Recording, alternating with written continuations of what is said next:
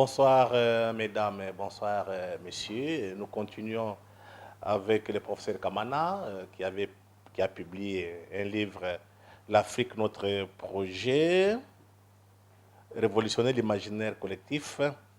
Et cet ouvrage a été publié au Cameroun en 2009. Aujourd'hui, on va parler de bousculer, transformer et réorienter l'imaginaire africain. Considération sur nos pathologies. On fera une affaire de 40 à 50 minutes. Donc, ça sera la deuxième série, le deuxième épisode d'une série d'émissions sur cet ouvrage, L'Afrique, notre projet, du professeur Kamana, philosophe et théologien congolais, qui a passé beaucoup de temps à l'étranger, même pour le moment, il est chez nous au Congo, RDC. Bonsoir, professeur. Bonsoir. Bousculer, transformer, orienter l'imaginaire africain. Considération sur nos pathologies. Ici, vous commencez par détruire l'imaginaire des nègres. Ça, c'est le premier point. Mais vous parlez ceci, vous dites ceci, notre première pathologie est une pathologie culturelle. Est-ce qu'on peut comprendre quelque chose, professeur? Vous savez, c'est à dessein que j'ai parlé de l'imaginaire des nègres. Je n'ai pas dit des noirs, j'ai dit des nègres. Ça veut dire des fabrications des blancs qui ont, au cours de notre histoire de ces derniers siècles, construit une image des nègres et nous ont imposé cette image-là. Et nous-mêmes, nous avons commencé à correspondre à cette image fabriquée par les autres. Nous sommes devenus des nègres parce que les autres nous avaient fabriqués comme nègres. Mais qu'est-ce que c'est que fabriquer un nègre? C'est essentiellement sortir le noir de son histoire, sortir le noir de sa vision du monde, sortir le noir de ses croyances, sortir le noir de ce qui constituait le sol éthique de son humanité pour lui imposer progressivement une autre culture, une culture d'infériorisation, une culture de peur, une culture, Ampateba aurait dit du oui mon commandant. Et le oui mon commandant, on peut dire oui père supérieur, oui mon président, oui mon patron, etc. Et le nègre devient celui qui est formaté pour regarder le blanc avec ses yeux d'un inférieur qui regarde un supérieur. Moudimbe dirait d'un enfant qui regarde le père. Et pour reprendre encore une métaphore de Hegel, d'un esclave qui regarde le maître. Et c'est cela qui constitue l'imaginaire des nègres. Et la construction d'une culture conforme à cet imaginaire-là. On crée alors une société où des hommes et des femmes vivent selon un modèle d'infériorisation qui conduit à une infécondité culturelle catastrophique. Bon, là, on entend parler, c'est comme si Sédar Senghor et les autres, en parlant de la négritude, sont tombés dans les pièges. Ah, vous savez, il y a une dimension de la négritude, parce que la négritude, elle n'est pas une, hein, et elle ne représente pas une seule et unique vision du monde. La négritude, c'est un ensemble d'intérêts qu'il y a derrière des discours à un moment historique précis, c'est-à-dire la construction de l'image du noir ou même du nègre à un moment historique où certains nègres adhèrent à ce que les Blancs veulent faire d'eux. Mais on peut adhérer en étant naïf, en croyant par exemple que les Blancs veulent reconnaître notre humanité, qu'on lit des auteurs blancs qui ont reconnu la valeur de la civilisation des Noirs. Et on dit, voilà, enfin, nous entrons dans la dynamique globale du monde qui reconnaît les Noirs comme tels. C'est ça que Senghor a cru. Et à ce moment-là, il n'a pas vu qu'il était fabriqué comme un nègre qui doit tenir ces discours-là à un moment précis de l'histoire.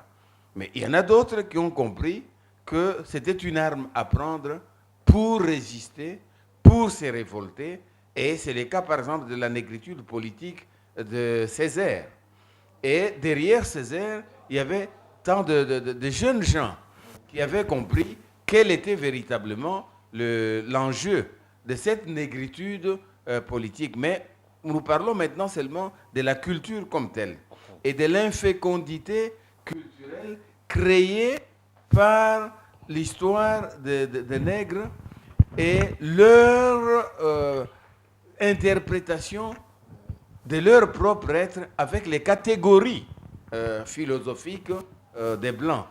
On a alors une culture qui ne se pense pas à partir d'elle-même, donc qui ne crée plus. Et quand cette culture crée, elle ne crée que ce qui est conforme à ce qu'on veut entendre. Et ça a créé toute une histoire des nègres. Si vous regardez par exemple la littérature africaine construite, écrite en France par des Noirs, depuis la négritude jusqu'à nos jours.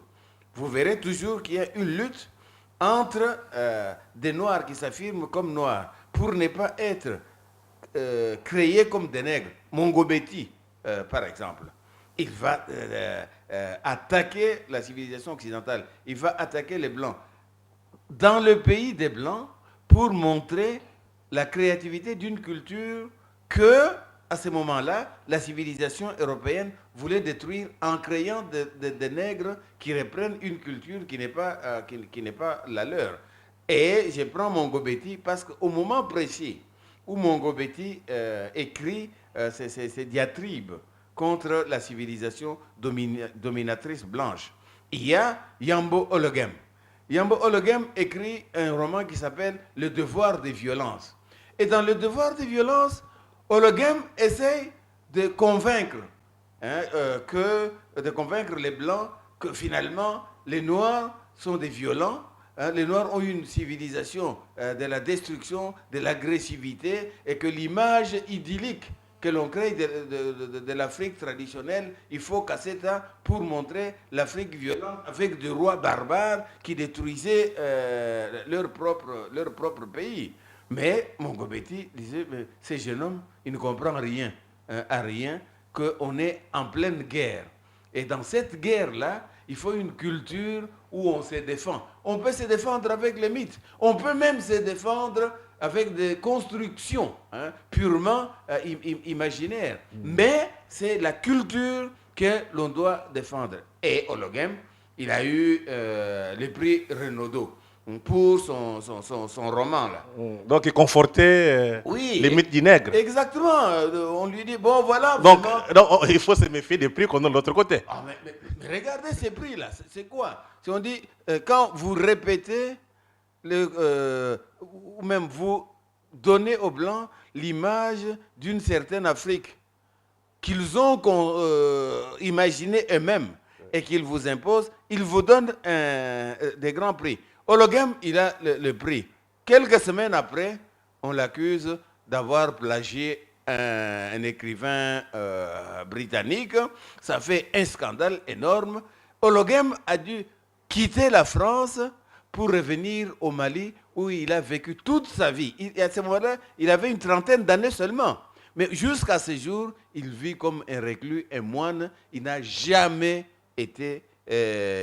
dépassé le traumatisme du nègre qui voulait servir les Blancs et finalement qui a été détruit. Ok, prof, toujours dans cette dimension détruire l'imaginaire, notre pathologie, c'est une pathologie culturelle. Dans quel cadre placez-vous Alain Mabankou, qui avait dernièrement, c'est quoi encore, Son dernier roman, c'est Le Petit Piment qui vient Oui, il y avait avant de les petits sortir. piments, il y avait Oui, les émotions il a écrit des romans fabuleux, vous voyez. Quand, parce qu'Alain Mabankou a eu beaucoup de prix aussi. Hein. oui, mais moi, ce qui m'intéresse, c'est l'image de l'Afrique qu'il y a dans les livres qui sont primés en Europe. Ouais. Et je constate, c'est toujours l'Afrique négative. Quel que soit le génie littéraire que vous avez, on dit non, Mabankou est un écrivain fabuleux. Oui, du point de vue les sanglots de l'homme noir. Oui. Qui répond à un autre auteur, les sanglots de l'homme blanc. Non, mais non, ça, je déteste ces livres-là. Je parle de ces romans. Parce que ces romans, il y a une dimension, je dirais, poétique, de créativité, esthétique, littéraire extraordinaire. Mais c'est sur la base toujours d'une Afrique exotique, bizarre, où on vous présente des personnes que la civilisation occidentale veut voir. C'est-à-dire une certaine Afrique. Quand il y a des féticheurs, on dit, ça c'est l'Afrique. Oui, il a décrit les féticheurs. Et quand il y a des grands voleurs, des détourneurs de fonds publics, là, ça c'est vraiment l'Afrique. Et quand on est dans les brousses, et qu'on rencontre les gens qui manipulent les forces invisibles, voilà, c'est ça qu'il faut dire. C'est ça l'Afrique. Mais en réalité, c'est pas ça l'Afrique. Ça, c'est l'Afrique folklorique que l'on veut que nous puissions présenter aux autres. Parce qu'on croit qu'il n'y a que le folklore. Et quand Mabankou s'est mis maintenant à théoriser, entrer en philosophie, il dit des choses parfois étonnantes, quoi. Par exemple, il insiste sur le fait que le système de l'esclavage, qui a été créé, animé par les Blancs, dans un commerce triangulaire pendant des siècles, Mabankou arrive à nous dire que nous avions vendu nos frères, que le système-là, la faute, c'est à nous, les Africains. Mais c'est le discours qu'on trouve partout chez les acteurs africains. Mais ce n'est pas possible Noir, que vous puissiez dire que quelqu'un arrive chez vous, prend vos enfants, prend vos femmes, prend vos frères, et puis finit par vous prendre vous-même. Il vous amène travailler aux Amériques pour ses propres intérêts, et vous dites, oh, c'est vous qui avez vendu, que c'est votre responsabilité, que vous êtes la seule civilisation du monde à avoir vendu ses frères. Mais c'était un système commercial entretenu par le monde occidental pour nous détruire. Nous avons été anéantis par ces systèmes. Mais on dit, oh, si vous avez été anéanti, c'est votre faute. Oui, exact. Oui. Et vous le méritez. Oui, vous le méritez. Parce que j'ai dit, mais c'est pas possible. Okay, prof. Qu'est-ce qui se passe? Oui, professeur, la deuxième pathologie, détruire, donc, parmi détruire l'imaginaire des nègres, il y a la première pathologie. Deuxième pathologie, c'est l'inconfédité. L'infécondité. L'infécondité oui. de notre vision politique de nous-mêmes, professeurs. Oui, quand vous regardez l'Afrique d'aujourd'hui, vous vous rendez compte que notre vision de la politique, notre perception de nous-mêmes en tant qu'acteurs de la politique, c'est complètement du registre des pathologies. Parce que, prenons vraiment les exemples les plus récents, du point de vue conceptuel, qu'est-ce qui domine notre manière de parler politique aujourd'hui? C'est démocratie, c'est alternance, c'est constitution, c'est droits humains. Tout un ensemble. État de droit. Oui, état de droit. Il y a toute une configuration des concepts qui ne sont pas nés de notre expérience historique des peuples comme peuples libres et capables de créer ses propres institutions à partir des valeurs les plus profondes. Alors ça donne quoi? Ça donne qu'en politique, quand on parle démocratie, on répète les théories des autres. On va par exemple dire, oh, nous allons manifester notre démocratie par les élections. Mais dès qu'on va à ces élections, ça finit toujours de la même manière. Irrégularité, bourrage des urnes, mensonges organisés, et puis avec des chiffres complètement fantaisistes, et des participations, et des résultats même. Mais tout cela, ça signifie quoi? Ça signifie que vous faites des choses auxquelles vous ne croyez pas, parce que vous ne savez même pas de quoi il s'agit. En fait, vous faites la politique qui ne correspond pas à ce que vous devez être vous-même. Prenons la Constitution. On est tous partis sur le fait, c'est le fondement de notre vie politique, de la vie du pays, c'est la Constitution. Alors, où on doit la transformer et la réviser, ou on ne doit pas la transformer parce que c'est quelque chose de sacré. Et on commence à se battre sur ça, sans jamais se poser la question, quels sont les intérêts fondamentaux du pays? Pourquoi faut-il avoir une constitution, telle constitution, et pas telle autre? Ou pour prendre toujours les exemples les plus contemporains, pourquoi 5 ans et pas 10? Pourquoi 10 ans et pas 20? Pourquoi 20 et pas 40? Ça correspond à quelle nécessité, à quelle vision du monde?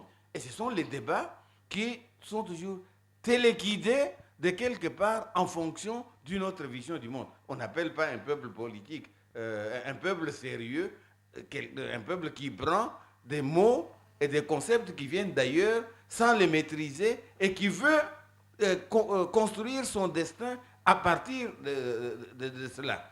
On dit alternance. Alors, on dit oui, d'accord, on va prendre 5 ans. Et au bout de 5 ans, on voit que ceux qui sont là, ils veulent rester. Parce que dans leur imaginaire politique le plus profond, on ne cède pas le pouvoir.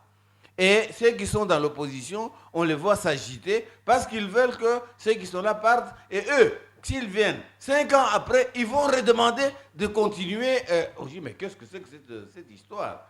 Est-ce qu'il y a une politique pensée de l'intérieur, oui ou non?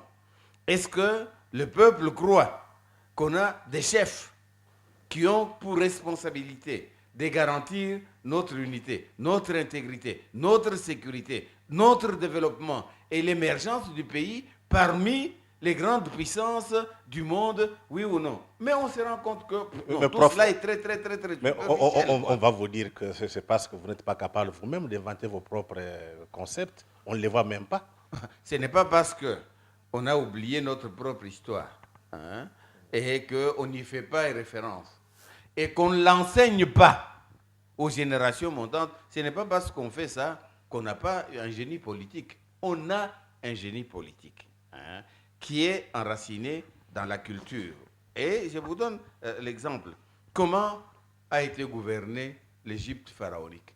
Ce n'était quand même pas avec les concepts qui venaient de l'extérieur, qui viendraient de la Grèce ou qui viendraient du monde occidental. À ce moment-là, la Grèce et le monde occidental, c'était un monde sous-développé du point de vue du concept politique et de l'organisation politique. Et nous, à ce moment-là, on avait la Mahat comme une vision de la politique selon une éthique de l'honnêteté, selon une éthique de la vérité, selon une éthique de l'humanité, des gens qui ont la responsabilité de garantir. Donc, la Mahat, c'est quoi? Parce que la Mahat, c'est le génie d'un peuple qui se donne les valeurs pour être gouverné selon les valeurs. Quand tu es pharaon, on sait très bien que tu dois assurer la sécurité, tu dois assurer l'unité, tu dois assurer la relation avec l'invisible et tu dois assurer une éthique pour l'ensemble de ton peuple. Nous avons vécu sur ça. Prenons un concept plus contemporain, l'Ubuntu. Hein? Nous sommes des Bantous. Mais qu'est-ce qui nous définit comme les Bantous? C'est l'Ubuntu, c'est-à-dire la capacité de dire « je suis parce que nous sommes ». Et nous ne pouvons être que parce que les individus font partie d'une dynamique de la collectivité. Mais ça, c'est un concept politique qui jaillit du génie de nos propres peuples. Cela n'est pas venu de l'extérieur. Prenons la culture d'où je viens. Par exemple, le pouvoir politique traditionnel au Kasaï était fondé sur quoi? C'était fondé sur un principe, c'est le chef est pour le peuple, comme le peuple est pour le chef, et qu'il y a une circumcision d'énergie qui fait qu'on se porte. Le chef qui n'est plus capable d'assurer la sécurité, la fécondité de la société, eh bien, on l'aide à partir. Et on a une société des hommes force pour gouverner. Et une société de population force pour se gouverner et assumer les pouvoirs. Ce n'est pas venu de l'extérieur. Mais prof, on va vous dire que ce n'est pas ça la modernité. Il faudrait quand même que vous sortiez de ce qu'on appelle traditionnel pour devenir moderne. Et que la modernité a donné quoi aujourd'hui dans nos pays? Ce sont nos pays qu'on présente comme les pays modernes, non? Alors vous présentez comme les pays modernes un pays qu'on a plongé dans la guerre, comme notre pays, la République démocratique du Congo, aujourd'hui. Vous appelez pays moderne là où à tout moment on ne peut même pas garantir, c'est encore on veut faire croire qu'on croit, c'est-à-dire les élections. Vous appelez pays moderne les pays de désordre où ceux qui sont au pouvoir sont au service de lobbies étrangers et de leur politique est dictée par des gens qui ont des intérêts qui ne sont pas les intérêts de leur... C'est cela la modernité? Eh bien non, nous avons des valeurs sur lesquelles nous voulons fonder une politique qui soit une politique garantie par des valeurs de notre propre imaginaire historique. Prof, avançons, on va arriver. Donc la troisième pathologie dont nous souffrons concerne notre imaginaire économique. Exactement. Exactement. Figurez-vous que nous vivons dans tous nos pays sous le mode du néolibéralisme et de l'économie ultralibérale, c'est-à-dire sur une vision d'un capitalisme sauvage, prédateur, exploiteur, cannibale. Et on dit que notre économie doit s'organiser. Alors on prend des concepts qui viennent d'ailleurs, quoi. On va vous dire stabilité macroéconomique, on va vous dire dollarisation, on va dédollarisation. Il y a tellement de concepts d'une économie, mais qui n'a rien à voir avec le génie culturel et politique de notre tradition. Le génie culturel et politique de notre tradition, c'est l'économie communautaire. Ce qui fait l'économie, c'est le bonheur de tous. Ce qui fait l'économie, c'est la capacité de produire des richesses qui servent à tout le monde et que le pays soit un pays riche de ses forces de production, de ses forces de consommation et de ses capacités d'offrir le bien-être parce qu'on a pensé à tout le monde dans la manière dont on organise les richesses. Mais aujourd'hui, les richesses d'un pays, si on me demande aujourd'hui où sont les richesses du Congo, il y a toujours cette... ça devient même une blague de dire toujours le Congo est un pays très riche. Mais si vous demandez, il est très riche, mais où sont ces richesses-là? Vous vous rendrez compte que c'est de la rhétorique. Quand on dit c'est un pays riche, en fait, nous sommes un pays misérable. Voilà. Pourquoi? Parce que nous sommes dans un système capitaliste néolibéral qui est fait pour que ceux qui ont le pouvoir au niveau mondial exploitent tous les autres pays au niveau de leur propre prospérité, au nom de leurs propres intérêts. Et on travaille de telle manière que l'économie mondiale puisse tourner autour des intérêts de ces grands, jusqu'au moment où le système lui-même commence à s'effondrer parce qu'il devient complètement incohérent. Il crée des inégalités inacceptables et il crée même des misères au sein des pays qui devaient être des pays de la richesse, parce qu'il n'y a aucun esprit de partage. Est-ce que vous vous imaginez qu'un pays comme les États-Unis, un pays comme la France, un pays comme l'Allemagne, vous vous imaginez qu'on trouve encore des gens qui peuvent, pendant l'hiver, ne pas savoir où dormir, qui meurent sur la neige au bord de la route, dans des pays qui sont extrêmement riches? Est-ce que vous imaginez qu'aujourd'hui, l'Occident n'arrive pas à résoudre les problèmes comme les problèmes du chômage? Pourtant, Combien d'économistes et de prix Nobel d'économie on a dans ce pays? Pourquoi ils ne résolvent pas un problème aussi simple que trouver du travail et des gens? Okay, et nous, on nous a plongés dans cette économie-là et nous pillons nos propres pays. Nous devenons prédateurs en créant une classe de collaborateurs du système mondial et cette classe détruit, s'enrichit et on appelle ça économie moderne. Non. Développement. Ok, prof. Donc, on a commencé par Oui. la pathologie culturelle, après pathologie culturelle, pathologie économique. Après ça, on a la pathologie, le quatrième, politique, économique. Et quatrième pathologie maintenant. Notre imaginaire social est aussi infécond que notre imaginaire économique. Exactement. Dans quelle société sommes-nous aujourd'hui? Je prends toujours des exemples concrets. La société congolaise actuelle. Le Congo n'est pas l'Afrique. Non, je prends l'exemple le plus significatif. Le Congo, c'est l'Afrique, mais vue de manière caricaturale. Vous voyez, la caricature, ça te donne l'idée de la vérité des choses.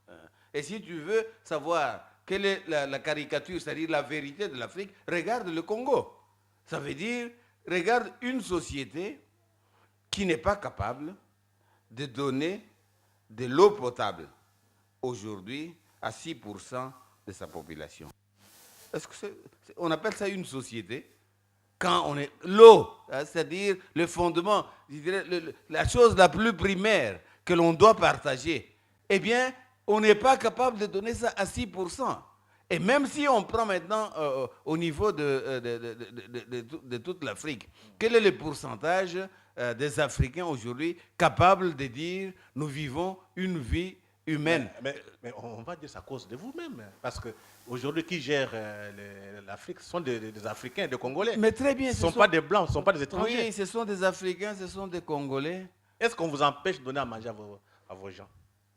Vous savez, c'est que, je vous rappelle encore ce que j'avais dit un jour à une de nos émissions ici au Potentiel. Je vous rappelle la philosophie de ma grand-mère.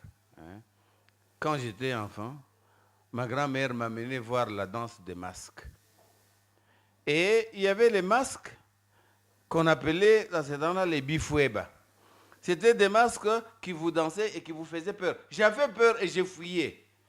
Et ma grand-mère riait. Elle dit, mais tu fuis quoi? Ce sont des fabrications des mains de personnes. Il n'y a rien là-dedans. Et malicieusement, elle ajoutait toujours qu'il y a beaucoup de gens qui sont fabriqués comme ça. Alors les élites dont tu parles là, c'est des billes fabriqués. Il n'y a rien derrière. Et ces gens-là, vous dites, ils gouvernent le pays. Ils gouvernent quoi? Ils gouvernent des coquilles vides. Et ils ont des décisions sur l'économie du pays. S'ils avaient des décisions sur l'économie du pays, on aurait donné de l'eau à plus de 6% de la population. Ils sont dans un système, ils servent un système, et c'est contre ce système qu'il faut se battre. Pas pour dire que les autres sont responsables. Non, que le système mondial dans son ensemble fabrique des déchets et fabrique des misères, fabrique des injustices, fabrique des inégalités. Et si vous n'êtes pas organisé socialement pour attaquer ces pathologies-là, eh bien vous coulez. Et beaucoup de pays coulent parce que justement, nous ne sommes pas des sociétés de justice où on regarde de quoi avons-nous besoin. Je donne l'exemple de l'eau, mais on peut aussi donner l'exemple de l'électricité. Est-ce que ce n'est pas frappant que c'est au pays de Inga qu'on n'arrive pas à donner de l'électricité à 5% de la population? Et les barrages, et un potentiel hydroélectrique énorme. Est-ce que ça, c'est une société, quand vous ne savez même pas, aujourd'hui, nous sommes dans la situation de l'énergie, et vous ne savez pas produire de l'énergie pour un peuple. Alors, comment vous organisez la société? Ça va s'organiser sur des conflits complètement entretenus. On va dire guerre tribale, tribalisme. Et après la guerre tribale, on va vous engager dans des aventures. On vous dit, vous n'êtes pas capable de vous gouverner si on divisait ces pays en petits morceaux. Alors vous dites, non, nous voulons rester ensemble. Mais au moment où même où vous dites, nous voulons rester ensemble pour réussir un grand pays, mais vous les coupez vous-même en petits morceaux de provinces encore qui sont caractérisés par quoi? Par des références purement tribales, sans aucune ambition nationale. Mais professeur, est-ce qu'on ne peut pas accuser les soi-disant intellectuels, les bifabriqués, comme vous le dites, qui sont à la base de ça? Mais bien sûr, mais quand vous les accusez, il faut toujours dire, ils viennent d'où? Qui t'a fabriqué? Qui t'a fait roi? Qui t'a fait PDG? Qui t'a fait... Et toujours rappeler que quand on est un petit fabriqué, c'est-à-dire le vide où on a mis des choses que les autres veulent mettre, ils font de toi ce qu'ils veulent. C'est comme on travaille avec des zombies. Et ma grand-mère se moquait de ça. Mais par contre, ma grand-mère ne se moquait pas d'autres masques qu'on appelait les boadis chez les Cubains. Quand on allait voir la danse des boadis, elle me disait, n'approche pas. Ce sont des hommes force. Ce sont des hommes force. Ça veut dire, ce sont des hommes qui ont une relation avec un monde de la transcendance, de l'invisible, où tu ne peux pas faire n'importe quoi contre l'intérêt de ta propre société. Et cela était tellement manifeste. Je viens d'un village des creuseurs de diamants. Figurez-vous que pendant mon enfance, tout le monde au village allait creuser les diamants, on confiait tous les diamants à une personne qui venait vendre ça ici à Kinshasa. Il revenait avec l'argent, on distribuait. Personne n'a jamais fui avec l'argent du diamant. Essayez ça aujourd'hui. Vous allez voir, dès que vous confiez votre diamant à quelqu'un, il fuit, il va s'installer en Europe. Pourquoi? Parce que ce ne sont pas des hommes force. Il n'y a rien là-dedans, quoi. Nous avons besoin des hommes force pour travailler. Ce sont des exemples simples, mais c'est significatif. Exactement, on avance pour détruire l'imaginaire des nègres. Dernière pathologie, notre imaginaire est sa stérilité scientifique et technologique. Oui, stérilité scientifique et technologique.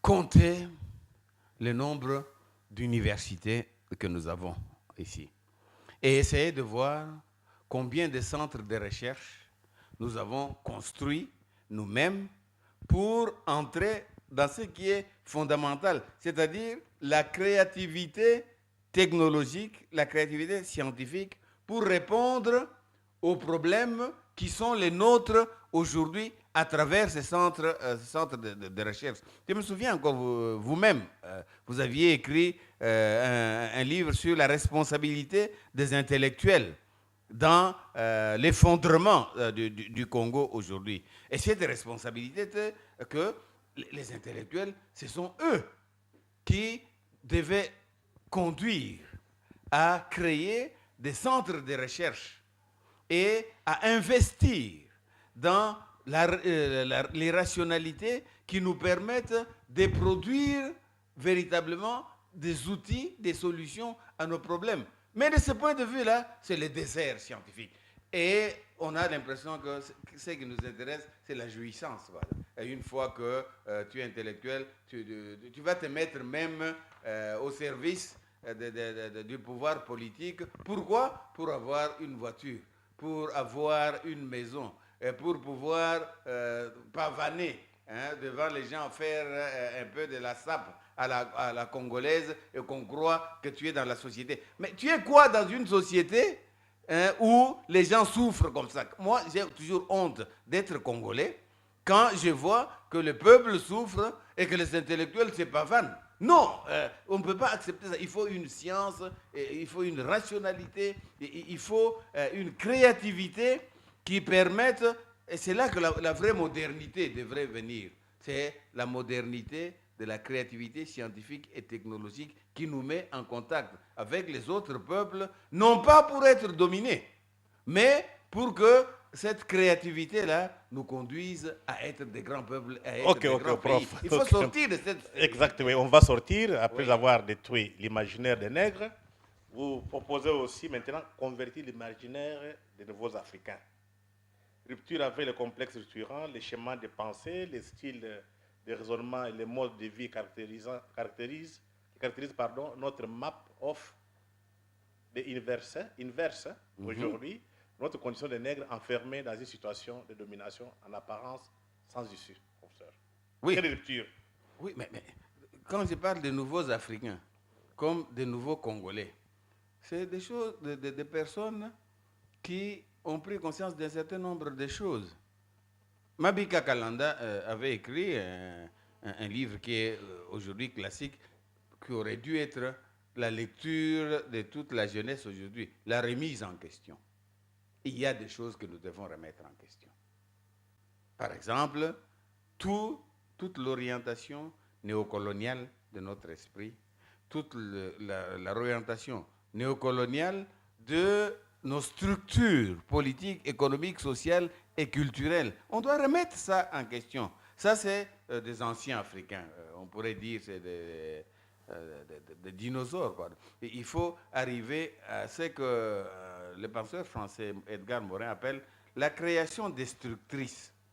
Ça veut dire nous émergeons comme des êtres nouveaux qui détruisent les anciennes rationalités néocoloniales, d'anciennes rationalités de petits nègres, de rien du tout, qui pensent petit, qui se croient petits, qui n'ont plus des grands rêves sur eux-mêmes, qui n'ont plus des grands mythes et qui sont déterminés par les autres. Comment se fait-il qu'un peuple comme le nôtre, hein, qui devrait se penser en termes de grandeur, hein, parce que nous sommes une grande civilisation. Nous avons eu de très grandes civilisations sur cette terre du Congo. Et en Afrique, n'en parlons pas. Nous avions de très grandes civilisations qui ont eu un rayonnement mondial, depuis l'Égypte pharaonique jusqu'aux grands empires africains.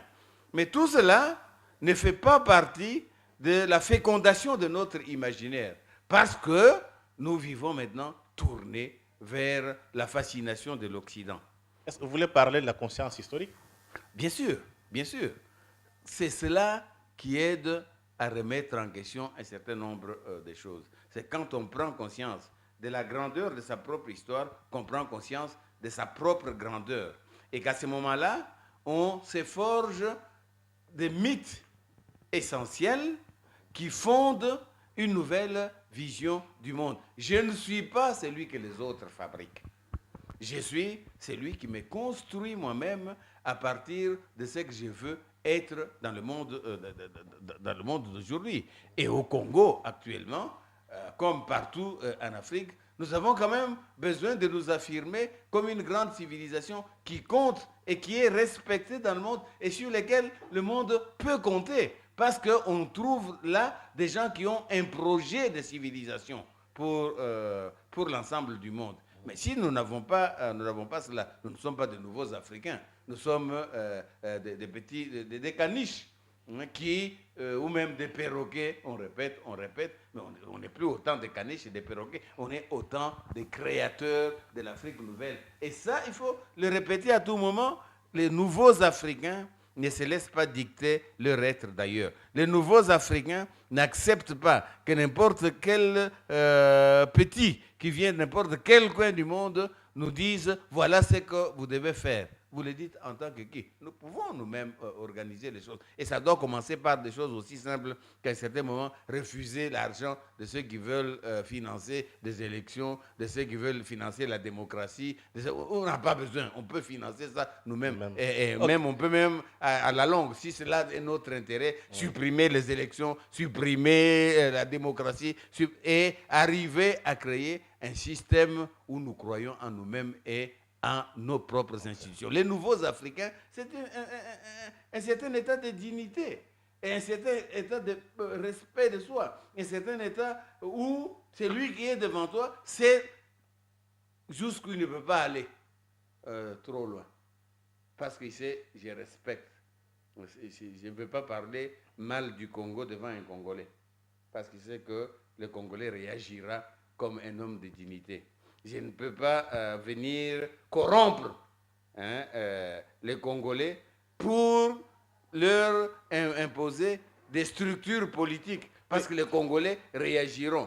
Je ne veux pas enfermer les Congolais dans une économie dominée par le néolibéralisme, parce que les Congolais refuseront. Les jours qu'on saura qu'il y a des révoltes au cœur de chaque Congolais face à toute tentative de faire de ces pays un pays de vassaux, à ce moment-là, on nous respectera et nous serons de vrais Africains, nouveaux Africains. Ok, nous terminons notre entretien. Je voudrais vous poser une petite question quand même.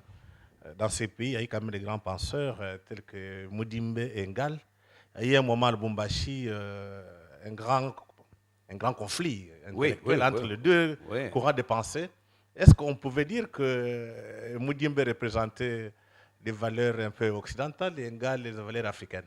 Maintenant, avec la distance historique, on peut mieux apprécier ce qui s'est passé.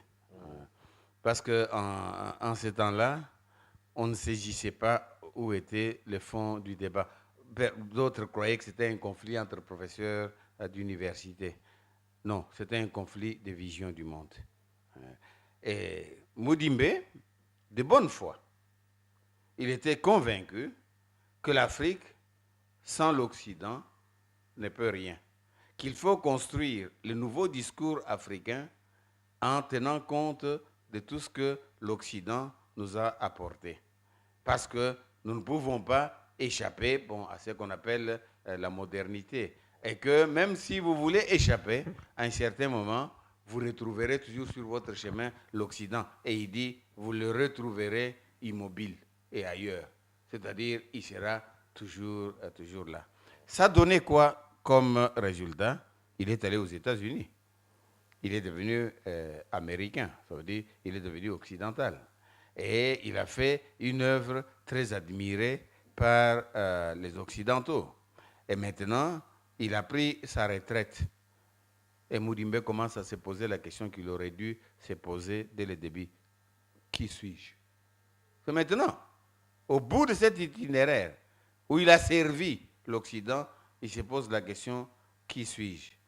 Quand le jeune spécialiste de son œuvre, Kasereka Kawairei, m'a raconté sa conversation avec Mudimbe, où Mudimbe lui disait, qui suis-je?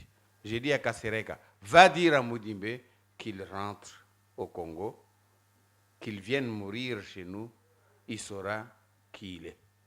Parce qu'à ce moment-là, il verra où sont ses véritables racines. Mudimbe commence à s'interroger pour savoir, n'a-t-il pas trop servi les maîtres? Et au bout de cela, il est à la retraite en Occident. Qu'est-ce qu'il va faire de cette retraite? C'est une question capitale. Par contre, Ngal avait cru dans la force de l'Afrique, de l'africanité et de l'authenticité africaine. Il a investi toute son œuvre pour apprendre ça aux jeunes. Ça s'est terminé comment? Il s'est quand même exilé.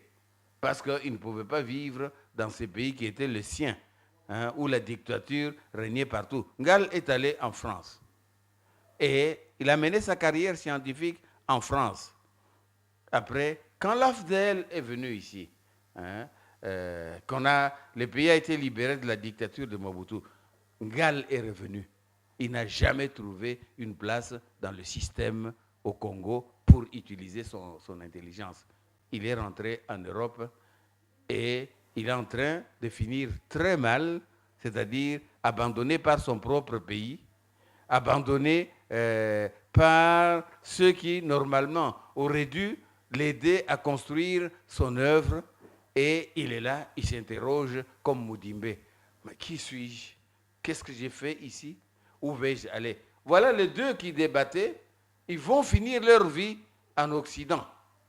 Et ça doit nous interroger, nous. Quelles leçons nous tirons?